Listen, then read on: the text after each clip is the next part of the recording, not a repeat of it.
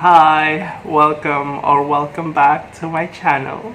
So as you can see, my room, the place where I'm recording right now, is very much different from where I used to record, and that is because I already moved to a new city. So basically I live in Kuala Lumpur right now. I used to be in Kuching. And that is because I'm going to start school. In fact, today is my first day of grad school. I'm going to have my class today, first class today. So yeah, for the last couple of weeks we've been busy with moving, and so I've not been like recording stuff at that time. So I was like away from BookTube at that period of time, but now I'm back to record a new video, and I think you know, I probably should have done this video a little bit earlier, but because of things that were happening in the background, I couldn't, but I'm doing it now. So in this video I'm going to talk about the books that I read for the BookTube Prize final round 2023 fiction category. So how am I gonna do this video? I'm thinking, since I already did the ranking video for the previous round, which means that 3 of the books that I read in the previous round would have advanced to the final round that I read recently, and so I don't think I will talk a lot about those 3 books that have advanced, and those would be How High We Go in the Dark, Demon Copperhead, and also Foster. Yep. So I'm not going to talk much about those books in this video, but instead I'm going to have a link down below if you're interested to hear more about what I'm going to say about those books, what I said about those books. I'm probably just going to say a little bit of, very brief comments about those books in this video, but I'm not going to linger much on those books. Instead, I'm going to focus on the 3 books that I read in that round, which are Trust by Hernan Diaz, what else? Young Mungo by Douglas Stuart, and Louise Kennedy's Trespasses. Okay, but I think I'm gonna do it in the order of my ranking. So I'm gonna start at number 6. Okay, I'm gonna start with number 6, the book that I put at most bottom of my list. So at number 6, I put How High We Go in the Dark by Sequoia Nagamatsu. I read this in the previous round. I'm not going to talk much about that. But yeah, I also put this book at number 6 in the previous round. I did not dislike this book, but I think that this book, it could have been a little bit punchier, more emotionally powerful. So this book is sort of about environmental issues. It's about the climate. It's about a cataclysmic event that happened to humankind, which sort of triggers them to respond in various ways to this really big, disastrous event that sort of uproot a lot of people's lives. Some of them even literally, right? And so the idea in this book is like really big, really grand, but somehow I just felt that the execution was not there yet. It just didn't match the grandness, the epic scale of this book. It just felt sort of there. But yeah, the concept is nice. I really like the interlinked short story concept. It's exciting. I sort of like the revelation at the end, but overall it was just okay. Anyway, moving on to number 5, I have Foster by Keegan. A lot of people love this book. I can see why. I would say this book is okay. I mean, that was my comment in that video I have linked below. It is very short, and basically it's just about a child's experience. This is set in Ireland. A child's experience living with a foster family while her biological mother is giving birth to a new baby for the summer. She's living with a foster family for the summer, and she experiences a different kind of family dynamics, a more positive kind that sort of makes her re-examine the way a child would re-examine things, re-examine her life situation, and do all of those questioning kind of stuff in the way a child would question stuff, right?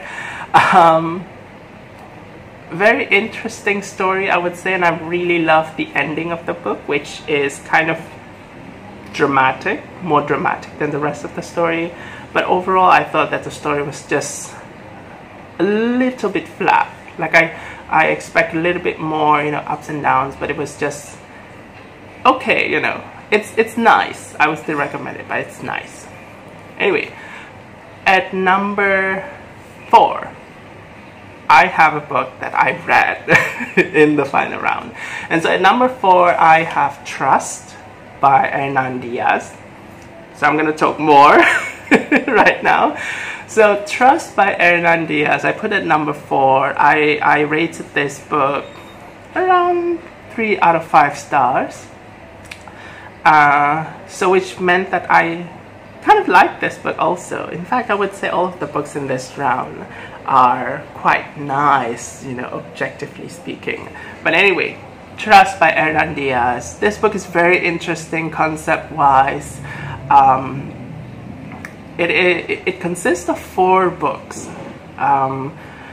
4 sections, which are essentially like 4 different books. And so you could sort of expect a little bit of differences in styles in these 4 sections. So the first section is sort of a fictional novel about a wealthy financier in New York in the 1930s. So this fictional novel features the story of this financier and his wife, and sort of what happens, the drama that happens in their life. And then the way that this first section is written is kind of interesting, because apparently it was supposedly in universe it was a hit, but when you read this book, you kind of have this idea that you don't really understand why it's a hit. It's like not that well written. So that part is quite interesting. And then when you move on to the second section of Trust, you find out that this fictional novel in the first section is actually a novelization of an actual as in universe of the Trust world, of a businessman named Andrew Bevel. So the second section is pretty much the manuscript of Andrew Bevel, the successful financier, the real life version. He's trying to write his own autobiography. And so the second part is basically his manuscript. So it's sort of incomplete in some ways. It contains some notes. It is not full, it is not fully bodied. There are some incompletion here and there. So it's kind of interesting in that sense. Also quite fun to read, an incomplete manuscript of a person who is trying to write about their own life. Right? So that's the second section.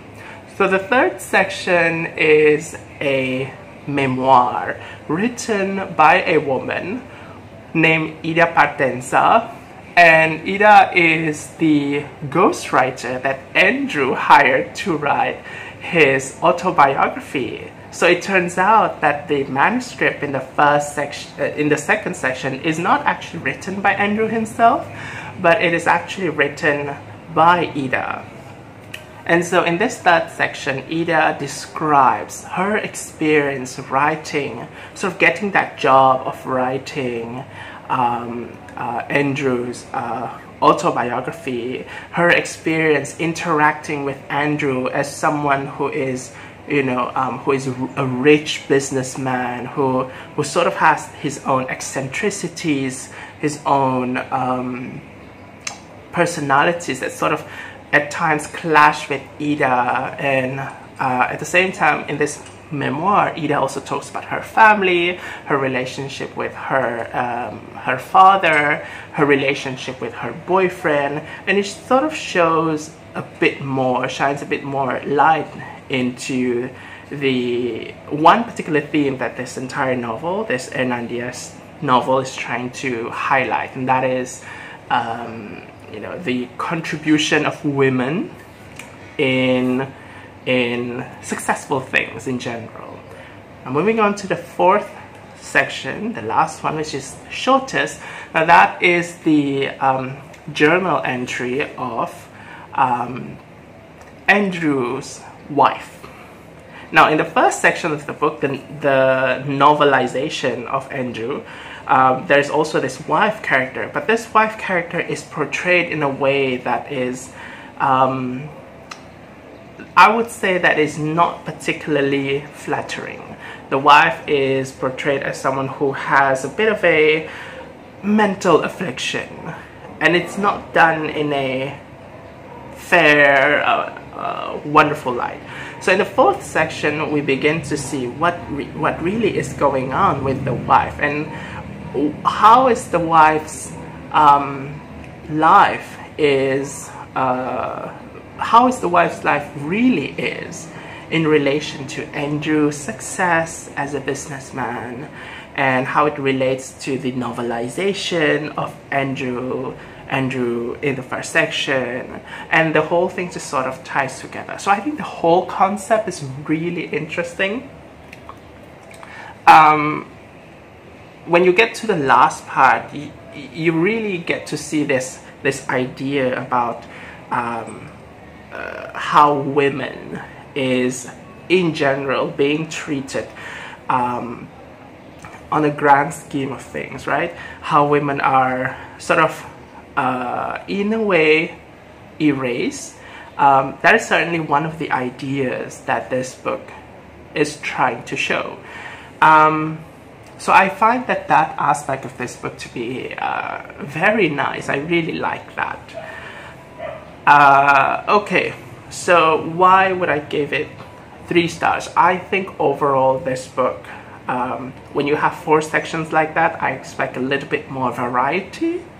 I expect a little bit more, marked differences in tone, and I think there is this kind of, you certainly can detect some differences in voice in different sections, but I still think that they are a little bit similar to each other. Like you still can see that these sections are sort of written by the same person. Yeah, and that's just the opinion of a of some random reader. But yeah, I sort of expect a little bit more from there, because I really love voice. I really like it when voices are different, fresh. That would have made this book much more interesting. Now on the idea that, okay, back to the idea about, how women are generally considered, In terms of that theme, or exploring that theme, I don't think it really presents something new or fresh. Like, we know women has always been subjected to that kind of treatment in, when it comes to their contribution in anything, right? So it's an old topic albeit a lot of people are kind of, you know, a lot of people don't care about it, but for people who do care about it, we know it's nothing new. And so in that sense, I don't think this novel really delivers something extra to that discussion. So I would have loved to see something a bit deeper, a bit more, you know, interesting, something that could challenge me on that theme.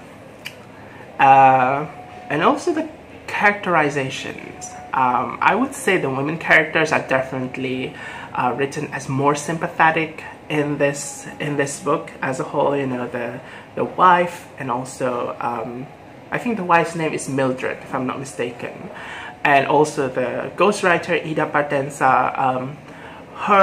You know, their characterizations are nicely done, whereas the men are generally a bit more flat, which is not something that I have a problem with, because I feel like it complements the theme that this novel is trying to achieve. But I would say this figure, one of the central figures, this rich financier, Andrew Bevel, he's written in such a way that feels kind of predictable. You know, like, he's rich, he's a businessman, a successful person with lots of money living in New York in the 1930s. And so, yeah, he's aloof. He has this, you know, his own eccentricity as a rich person. It's kind of predictable. He does not feel like a human character, more like a caricature, you know what I mean? So yeah, overall, those are my thoughts on Trust. I would still recommend that. Very interesting concept. Now, moving on to 3, 2, and 1. So number 3, I put Demon Copperhead by Barbara Kingsolver. I mentioned this before. I sort of liked this book, 3 stars for me, but it just felt like kind of predictable, you know. And I think that just pretty much comes with the concept of this book. It is kind of like the rewriting of Charles Dickens, David Copperfield, but set in the Appalachians, right? At the height of the opioid epidemic. So a lot of the elements that you could expect from David Copperfield, you could expect to come up in here, and they're almost you know, one-to-one parallels. A lot of one-to-one parallels in this book. So that sort of makes it predictable, but at the same time, you know, the idea of it being rewriting is kind of exciting as well. Another aspect of this book is that I find it a little bit preachy when it comes to talking about social justice issues. Again, a lot of the things many of us probably know about already. I mean, not necessarily in terms of, you know, for example, the opioid epidemic. Like, maybe a lot of us, like non-Americans, we don't know about that. So we get to learn new information. But things such as the rich exploiting the poor, we know that. You know, the general injustices that happens in society, we are aware of that. And it would be interesting to see a fresher take on those topics, instead of just having something that says, you know, these things exist. Yes, we know they exist, so what can we do about it? Or what else is there to it? What else can we learn about these things? You know, especially for those of us who are a little bit more privileged, right? It is always great to sort of, you know, always learn more about stuff, and, you know, that's what really about. Anyway, so yeah, that's my comment on Demon Copperhead. Number 2.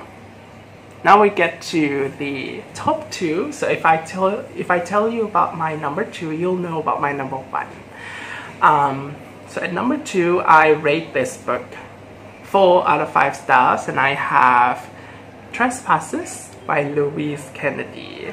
So I've heard about this book long before I read this for this round, and I've gotten like mixed reviews. Some people did not like this book, some people love this book. You can see where I fall in that spectrum. I sort of love this book. So this book mostly is set, if I'm not mistaken, in the 70s. It is set in Northern Ireland, and it centers around this young woman named Kushla Lavery. She's a teacher by day, and by night she works at her family bar. And so her existence pretty much just revolves around her day job and her night job and her relationship with her family, until one thing comes into her life, and that is a married man named Michael Agnew. She falls in love with this man, and this man sort of falls in love with her. They fall in love with each other. So basically she becomes a mistress of a married man. She's just, she's in her early 20s. Now, what complicates things is that Kushla is, she comes from a Catholic family. She's Catholic. Meanwhile, Michael is Protestant. And so at that time, there was this sectarian conflict going on between Catholics and Protestants in Northern Ireland. And so that really complicates things. And so while we explore how the relationship between these two persons evolve over time, we also get to see what is going on in the background. How the conflict between these two groups, the violence that erupts every day in the setting, just sort of happens in the background while this relationship is put in the foreground. And I would say the background and the foreground, they really complement each other well. But what I personally really love about this book, however, is that this book is not necessarily trying to be, it's not trying to deliver something epic. It is not trying to be like, look at this couple, they're in love in this time of great conflict, and it's making their romance really difficult. You know, it doesn't do something like that. It's a little bit more nuanced.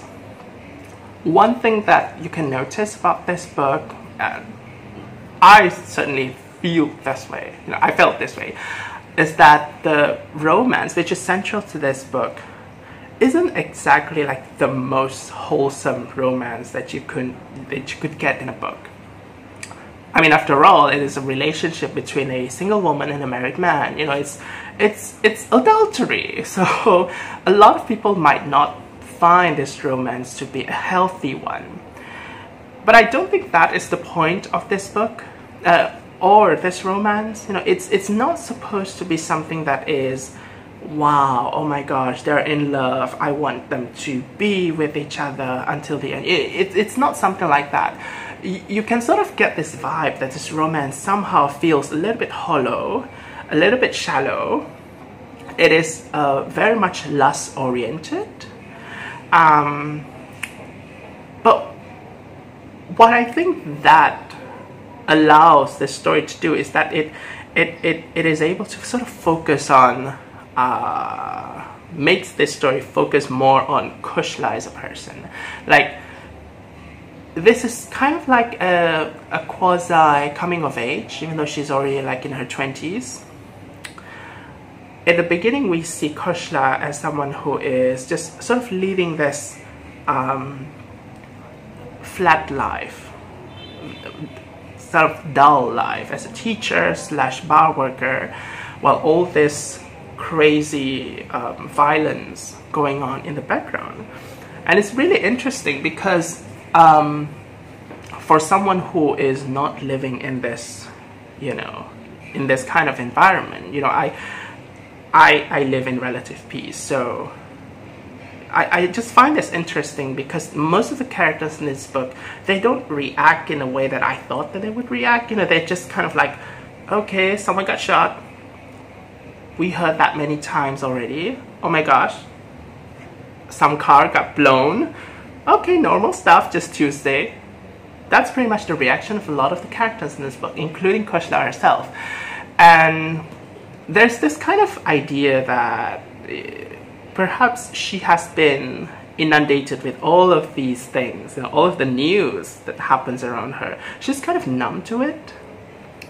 That in a way, when you get to that numbing position, right, it kind of, in a way, it sort of feels like a comfort zone. So Kushla was in her comfort zone at the beginning of this book, and she thinks, you know, she sort of feels invincible in a way, you know. If you're in that comfort zone, you sort of adapt to it in a way, and you feel invincible. And that's what I get from Kushla, the vibe that I get from her character.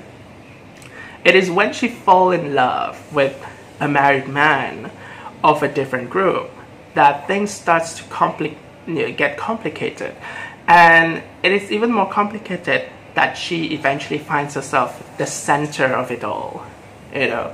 And this book sort of is a story about that kind of whirlwind, that something, you know, could happen to you. You know, you think it could never happen to you, but it could happen to you. That sort of storyline, you know.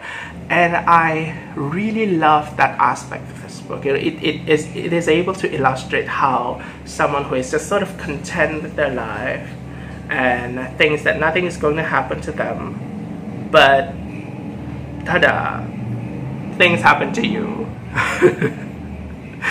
And it really shows this kind of before and after, kind of like that shock of going into a new experience. Also the motorcycle, and also how that experience changes you. I think these things, these elements in the story are done really well. So yeah, it's not just about the romance, it's about more than that. It's about how this main character just sort of experience all of these turbulent stuff and grow out of it. Anyway, that's my take. I like this book. I give this 4 out of 5 stars. Now, for the last book, first book, it's obviously Young Mungo by Douglas Stuart.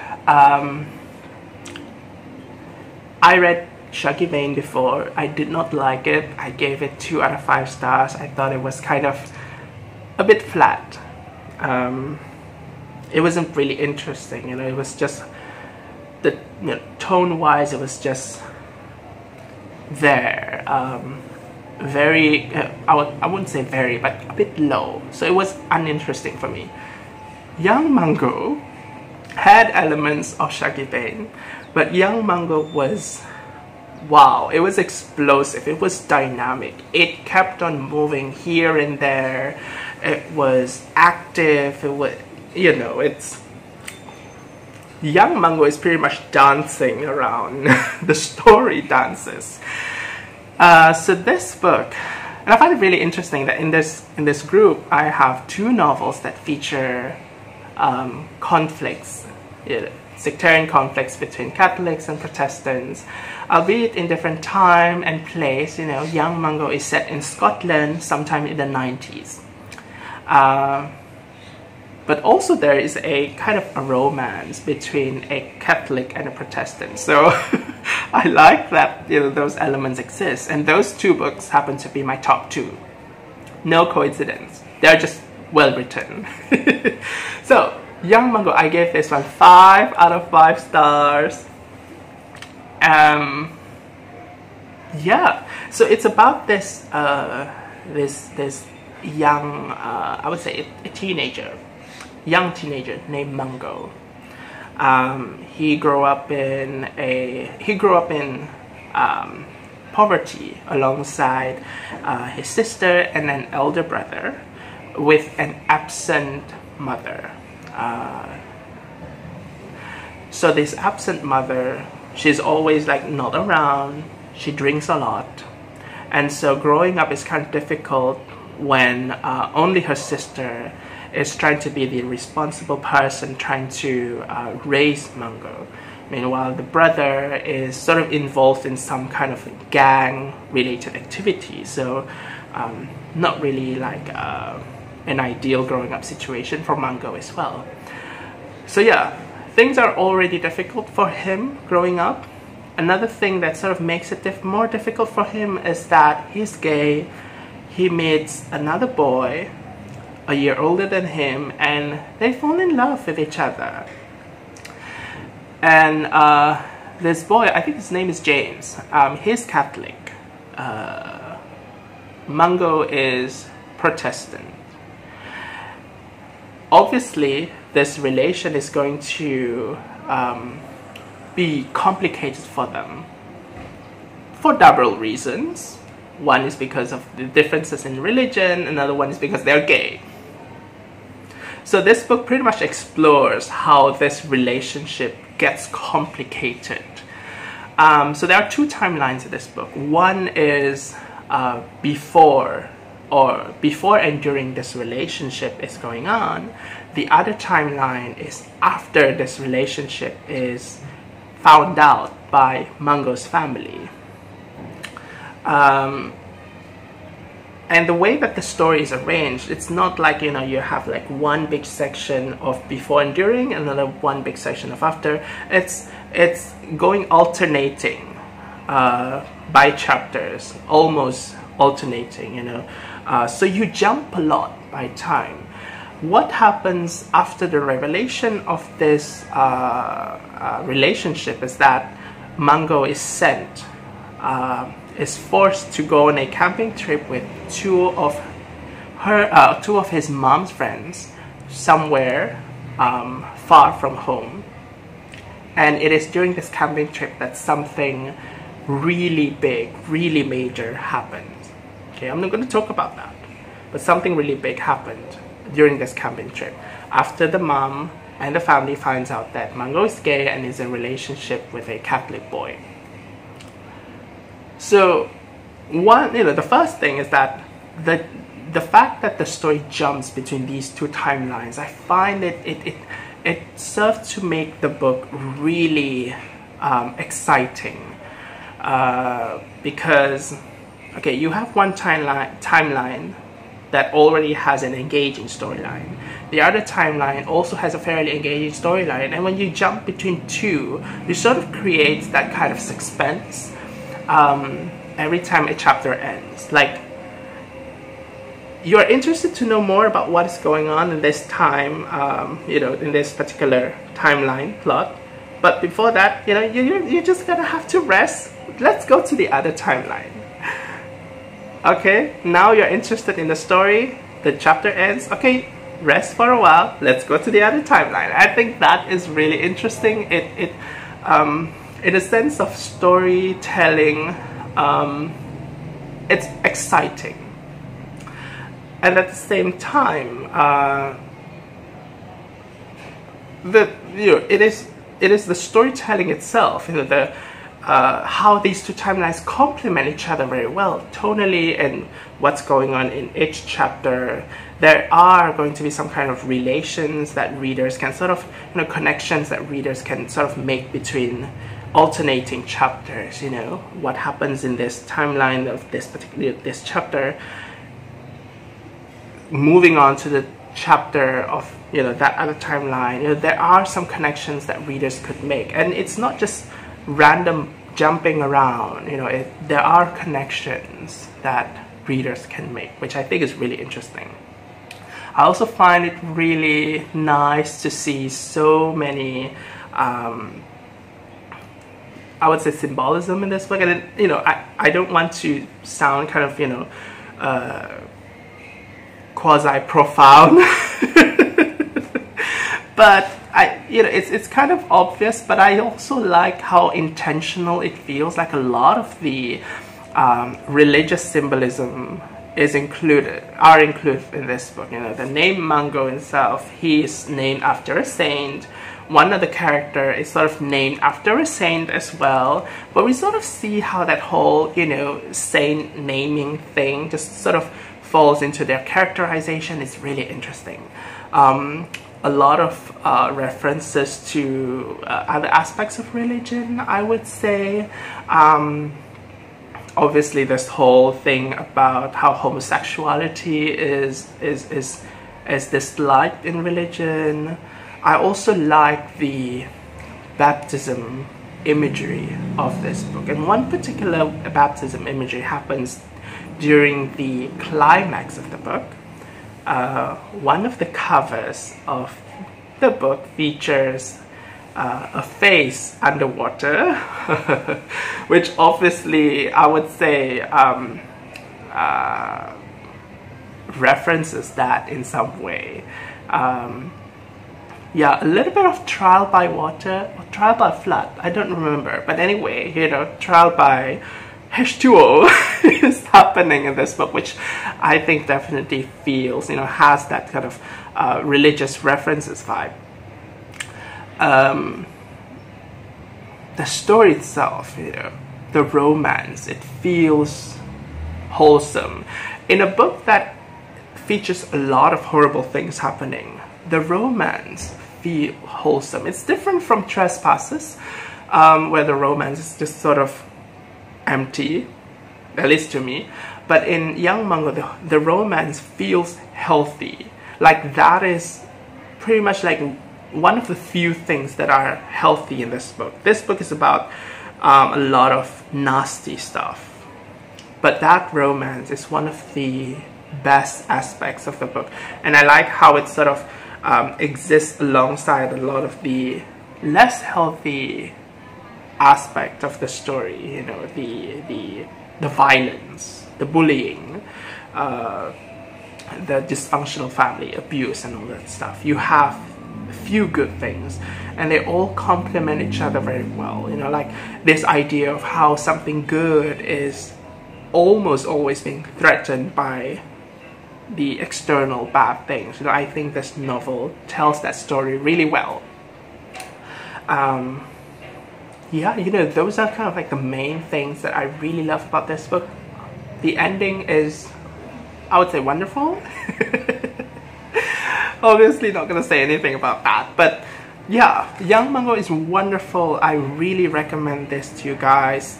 I wasn't really enthusiastic about reading more of Douglas Stuart, even though after Shaggy Bane, even though I didn't write him off, but I wasn't like super enthusiastic. But after reading Young Mungo, I'm excited to see what else he would come up with in the future. So yeah, that's it. Those are all of the books I have for the Booktube Prize Final Round 2023 fiction category. And let me know if you have read any of these books. Let me know if you have judged any, judged this round. Let me know what you think about these books, or if you are interested in reading them. I definitely recommend all of these books, by the way. But yeah, let me know if you have anything to say. And that's all I'm gonna have for now. I'll see you again in a different video. So until then, take care. Thanks for watching, and bye.